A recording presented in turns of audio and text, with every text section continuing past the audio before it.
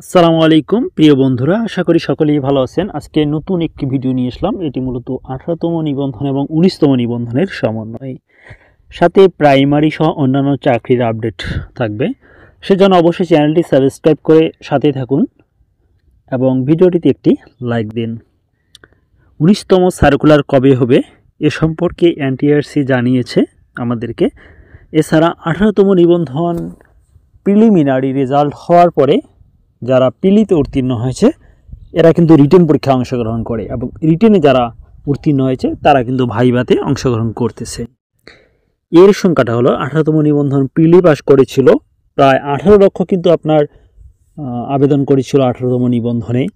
সেখান থেকে মূলত 4,79,981 জন প্রিলিমিনারিতে উত্তীর্ণ হয়েছিল। 4,79,981 জন। এর মধ্যে লিখিত পরীক্ষায় অংশগ্রহণ করেছিল আপনাদের প্রায় 3,48,000-এর মতো।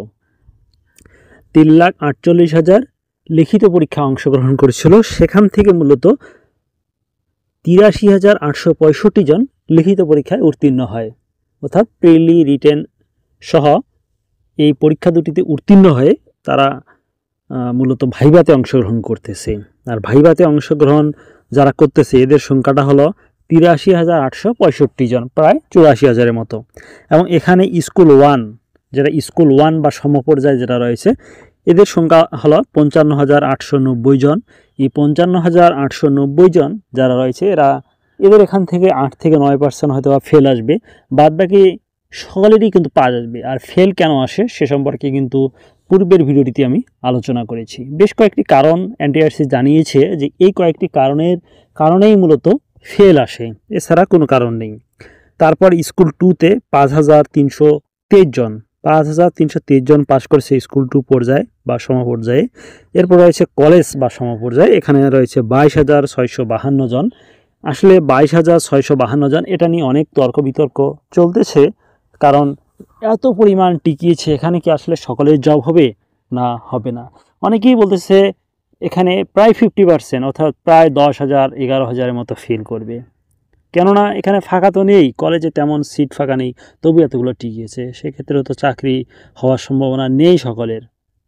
এই জন্য অনেকেই হতাশায় রয়েছেন। আর এ সম্পর্কে ইনশাল্লাহ আমি নেক্সট একটি ভিডিও দেওয়ার চেষ্টা করব, আলোচনার চেষ্টা করব যে কলেজ পর্যায়ে কী পরিমাণ টিকাতে পারে। ঠিক আছে, সেজন্য অবশ্যই যারা এখনও চ্যানেলটি সাবস্ক্রাইব করেনি সাবস্ক্রাইব করে সাথেই থাকুন, ভিডিও দেওয়ার সাথে সাথে পেয়ে যাবেন বন্ধুরা। আরেকটি কথা বলে রাখি যে 18তম নিবন্ধন ভাইভা যারা পাশ করবেন তাদের কিন্তু 100% চাকরি হয়ে যাবে, হয়তোবা ষষ্ঠ গণবিজ্ঞপ্তি নতুবা সপ্তম গণবিজ্ঞপ্তিতে। আরেকটি কথা সকলের জন্য বলে রাখি, ক্ষমাই মহৎ গুণ। আসুন একে অপরকে ক্ষমা করে দেই, ভুল ত্রুটি যদি থেকে থাকে ক্ষমা করে দিন। ইনশাল্লাহ দেখবেন আপনার ভবিষ্যৎ অবশ্যই সোনালী হয়ে যাবে, অনেক সুন্দর হবে। প্রিয় বন্ধুরা, 19তম শিক্ষক নিবন্ধনের বিজ্ঞপ্তি নিয়ে তথ্য নেই, এরকম একটি এনটিআরসি বলেছে। 19তম শিক্ষক নিবন্ধনের বিজ্ঞপ্তি কবে প্রকাশিত হবে সে বিষয়ে কোনো তথ্য জানাতে পারছে না বেসরকারি শিক্ষক নিবন্ধন ও প্রত্যয়ন কর্তৃপক্ষ এনটিআরসিএ। চলতি মাসে এ নিবন্ধনের বিজ্ঞপ্তি প্রকাশিত হবে কিনা সে বিষয়েও স্পষ্ট করে কিছু বলতে পারছে না সংস্থাটির কর্মকর্তারা। গতকাল বুধবার, অর্থাৎ এটা বুধবার, এনটিআরসি কার্যালয়ে কয়েকজন ঊর্ধ্বতন কর্মকর্তার সঙ্গে আলাপকালে জানা যায় 19তম নিবন্ধনের বিজ্ঞপ্তিতে কয়েকটি বিষয়ে পরিবর্তন আসবে।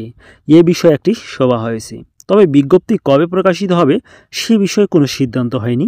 ফলে বিজ্ঞপ্তি প্রকাশের সম্ভাব্য কোনো সময়ও জানাতে চাচ্ছেন না সংস্থাটির কর্মকর্তারা।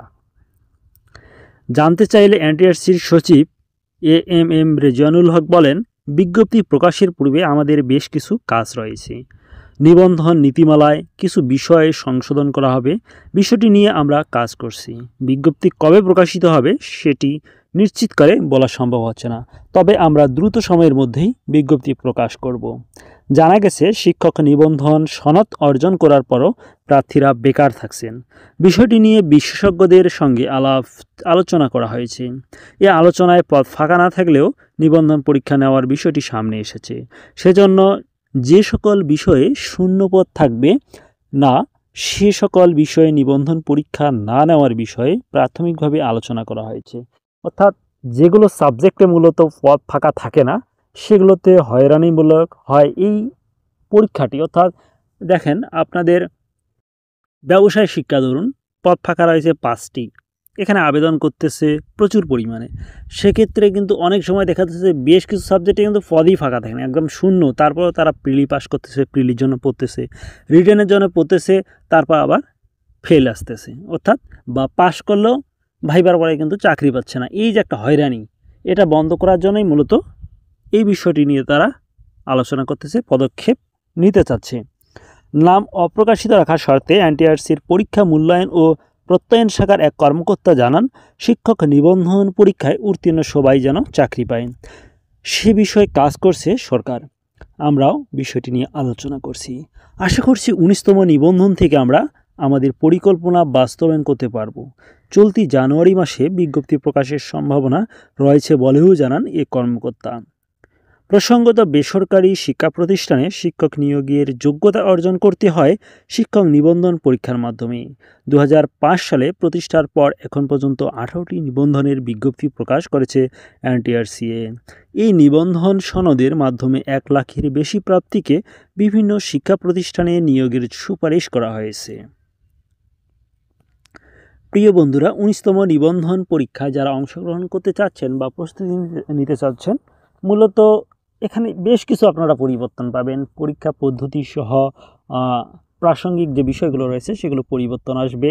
এক্ষেত্রে আমি মনে করি যে আপনাদের সুবিধা হবে বা ভালোই হবে, কেননা আপনাদের এ নিয়ে টেনশনে থাকতে হবে না। বেশ কিছু সাবজেক্ট রয়েছে, যে সাবজেক্টগুলো আপনারা জানেন পদসংখ্যা প্রচুর পরিমাণে ফাঁকা থাকে, কিন্তু সেখানে কিন্তু প্রার্থী পাওয়া যায় না। ঠিক আছে, সেখানে যোগ্য কোনো প্রার্থী পাওয়া যায় না, সেজন্যই সমস্যা হয়। আর যদি এই সিস্টেমটা চেঞ্জ করে, অর্থাৎ বিজ্ঞপ্তি দেওয়ার সময় উল্লেখ করে যে এই সাবজেক্টে এতগুলো পদ ফাঁকা রয়েছে, সেক্ষেত্রে কিন্তু অনেক ঝামেলাই কমে যাবে। প্রিয় বন্ধুরা, ভালো থাকুন, সুস্থ থাকুন, আর অবশ্যই চ্যানেলটি সাবস্ক্রাইব করবেন। আসসালামু আলাইকুম ওয়া রাহমাতুল্লাহি ওয়া বারাকাতুহু।